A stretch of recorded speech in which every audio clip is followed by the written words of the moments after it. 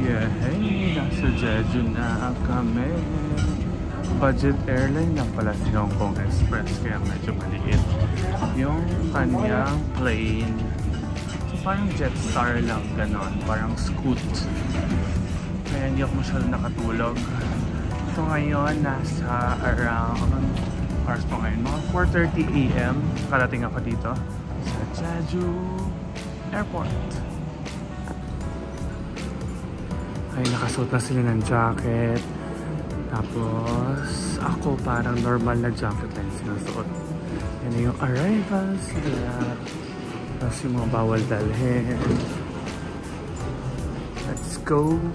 Immigration ata to. Ayan na, natatapan na yung aking passport. So kung galing kayong Hong Kong Express, hindi nyo na kailangan mag-fill up ng yellow na form. Diretso na kayo kasi fill upan nyo yung parang maliit na form lang. Tapos konting details na yung kailangan. Yun lang. Tapos pagbaba mo ng escalator, after mo dun mag-check sa parang health nila, ayan, makikita nyo na kaagad yung inyong mga baggage. Maliit lang pala talaga si Jeju. Yan na yung kanilang baggage. Tapos may aso. May aso na umaamoy. Eh mali, hindi pala to dito. Hanapin natin sa Hong Kong galing. Yan na yung kanilang airport. Yay! Maliit lang pala talaga si Jeju. Ito yung itsura ng Jeju Airport. Dito tayo. Ayan, dito tayo. Hong Kong 676. Ayan, mag-antay na lang ako ng baggage ko.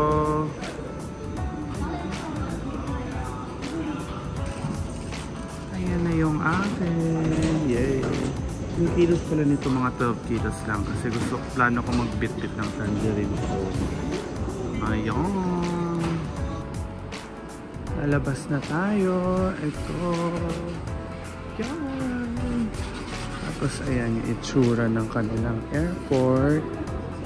Ayan. So mag-ikot-ikot muna ako dito sa airport kasi maghanap ako ng SIM card kasi paano ko makukontak yung aking partner at saka kailangan ko ng adapter, SIM card. Ano pa ba? Meron pa isa eh. Ako nakalimutan ko na. Ayan, may mga vending machine sila dito na pwede nyong gamitin. Ayan, may mga pagkain din dito. Ito yung Jeju Airport.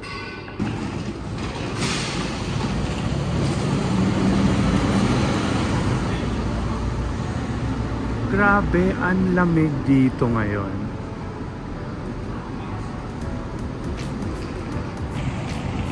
Grabe, ang lamig. Ang saya. Ang saya sa mukha.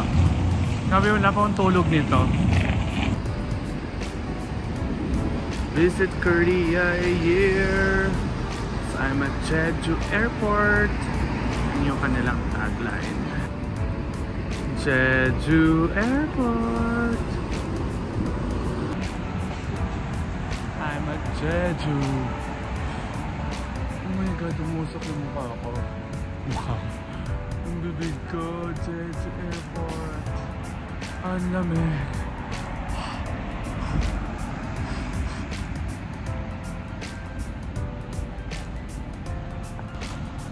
Sabi daw, nasa 5 degrees daw ngayon.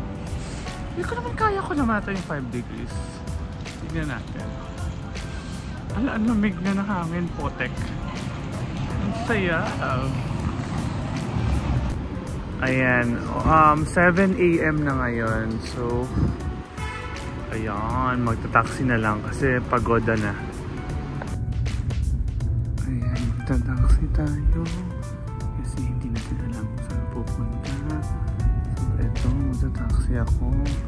So, babayaran dito sa mga 4,100 Korean won. Ayan. Ayan, dito yun. Ayoko mag-pass kasi baka mawala ako.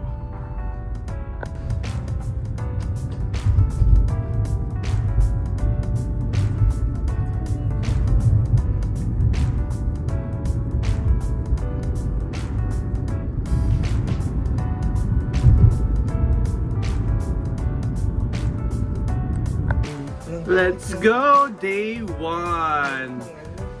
Ayan po. Dito kami, katapos lang, walang tulog, pero laban dahil nasa Jeju kami.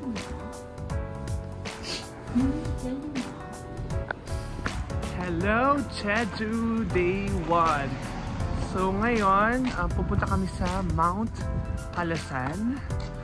So hopefully may snow doon. Kasi hindi pa ako nakakita ng snow. Pero umusok yung aking bibig. Hindi naman halata.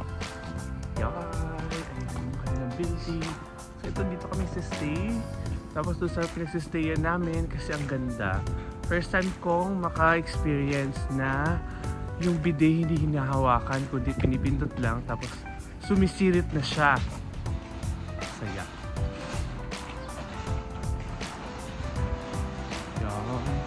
Wala pa masyadong tao ngayon. Ayan na. Parang ako lang yung nakaganito. Pero wala rin masyado. Ay, may convenience store. Slow. Ayan, andito kami doon sa convenience store na malapit sa pinagsistayan namin. Ayan, muna lang naman yung mga ano. So kung hindi kami yung nakabili ng or nakadala ng socks, ayan, meron dito 4,000 lang or $4. 4 SGD siya na dollars. So 4,000. Tapos may mga brief din. Tapos may mga cord, may mga mask na available, lotion. Ay, may Celotex. Yaman na. Tapos dito sa kabila, mga drinks nila na available. Tapos dito, yung mga food nila. Dito yung mga food, mga chichirya. Mura lang din naman. 1,500 Korean won. 1,700, 2,000. Yan. May choco pie. Hala, favorite ko itong choco pie na rin sa dito. Feel ko legit to. Feel ko yung nabibili ko sa dollar store peke. Feel ko lang naman. Nabibili ako nito. 1,400. Parang talaga siyang convenience store sa Pinas. So let's go out. So ngayon magbubook kami ng Kakao Taxi kasi yun yung meron dito. Wala silang Grab. Mag-download kayo ng Kakao Taxi. So ito siya yung aking navigator na pick up ko lang siya dito sa Korea. Taga Jeju po siya. So yan, bibigay ko po yung contact number niya. So mura lang yan siya per night. Ayan, so malapit sa tinitirhan namin, may samgyup. Oh, samgyup pa to. Ay, hindi pala, mga crabs. Sabi yung samgyup. Ayan, yung samgyup. So may mga food naman. So depende sa mga titirhan nyo. So i-check nyo lang. Tapos kanina nahirapan pa ako papunta dun sa studio kasi yung taxi driver hindi niya naiintindihan yung sinasabi ko. Kaya inulit-ulit ko sa kanya tapos nag-download pa ako ng Google Translate. Pero hindi pa rin niya naiintindihan yung sinasabi ko. So, eventually baka na-realize niya yung address, tinype niya lang dun sa kaniyang sa car. So ayun, nakita niya naman yung address pero hinatid niya ako dun sa place na hindi naman yun. Pero okay lang kasi ginugel ano ko siya, ginugel something, hinanap ko yun, navigate ko kasi malapit lang din naman. So carry lang. So nasa mga 5 to 10 minutes lang from airport to here. Tapos dito kami nasa-stay sa Stay 960 ba yun? Yeah. So 5 to 10 minutes. Tapos yung taxi nasa mga around 5,700 Korean won yung binayan. Lamig. Nasa mga around 11 na yun. Kumakain tayo ng bread. Yung bread kasi nagugutom ako. Pupunta kayo sa Mount Halasan. So yung